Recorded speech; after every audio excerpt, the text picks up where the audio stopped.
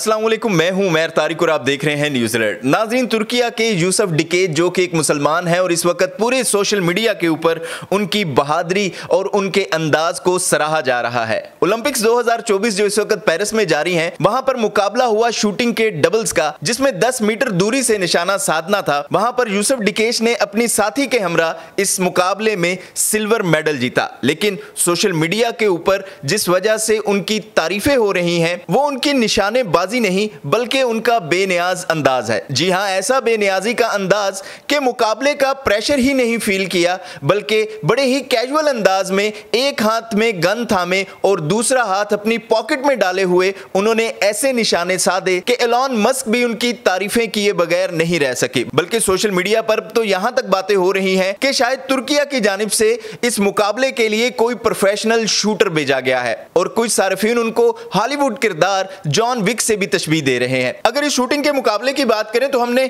देखा है कि शूटर्स जो कि उस वक्त मुकाबले में शरीक होते हैं, उन्होंने अपने सर के ऊपर एक कैप पहनी होती है, उन्होंने अपने कानों के ऊपर हेडफोन नमा एक चीज लगाई होती है ताकि गन के शोर से और बाहर से आने वाले ऑडियंस के शोर से बचा जा सके और वो सही तरीके से अपने टारगेट को फोकस कर सकें। इसके अलावा शूटर्स ने अपनी आंखों के ऊपर एक ब्लाइंडर भी लगाया होता है, यानी कि वो एक खास किस्म की ऐनक होती है जिसकी एक साइड का शीशा जो है वो ब्लैक होता है, यानी कि जो आंख शूटर ने बंद करके रखनी होती है उसके ऊपर एक काला लेंस लगा होता है ताकि शूटर को निशाना साधने में आसानी हो। लेकिन यूसुफ डिकेज ने ऐसा कोई सेफ्टी गियर इस्तेमाल नहीं किया, बल्कि उन्होंने बड़े बड़े हेडफोन लगाने की बजाय कानों में छोटे छोटे एयरबड लगाए और एक मामूली सी ऐनक लगा रखी थी जिसके ऊपर कोई ब्लाइंडर नहीं था और ना ही उन्होंने रोशनियों से बचने के लिए वो खास एक कैप पहनी हुई थी, बल्कि बड़े ही बेनियाजी के अंदाज में और बड़े ही कैजुअल से अंदाज में उन्होंने निशाने लगाए और उसके बाद उन्होंने सिल्वर मेडल अपने नाम कर लिया।